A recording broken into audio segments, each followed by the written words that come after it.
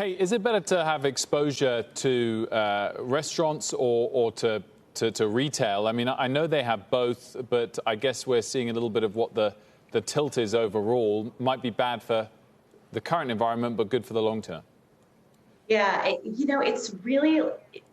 it's luck of the draw right now. I almost say you can't really make a strategic decision at the moment because whatever market you're exposed to is the market that will tumble with the next wave. If we had talked about this last year, which we did, there was sort of a space race between the two competitors, Impossible Foods, which makes the Impossible Burger, and Beyond Meat. They were both kind of edging into retail, edging into the restaurant sector.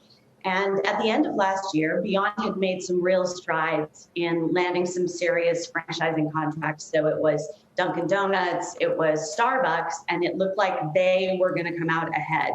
It just happens that the restaurant sector took the biggest hit during the really acute phase of supply chain disruptions in April and May. And that's what I think we're seeing, although the tumble is a little more than I'd expected. I don't necessarily think we're looking at a big dent in Beyond's market share or its foothold over the long term. I think right now they've got a lot of brand recognition. They had brand recognition prior. And even if Dunkin' Donuts and Starbucks and fast casual hasn't bounced back in the way that we thought it might post-pandemic, which is not where we're at yet, they're still in retail. They're still in grocery, and that wasn't necessarily a market that Impossible had penetrated fully prior to the pandemic. So they're still competitive. And Kate Cox, thanks so much for joining. Kate, sorry to cut you off, but...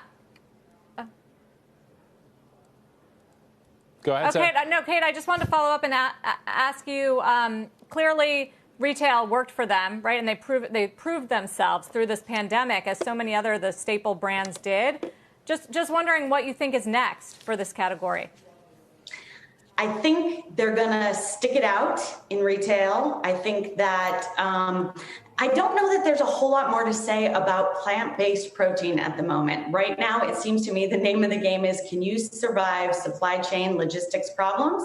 And can you build a stable enough workforce to survive viral spread in your facilities? Honestly, that to me, that seems like the name of the game for the moment. They'll probably then do the next thing, which is to develop other products. But expansion seems kind of beside the point at the moment until we see where the next market is stabilizing.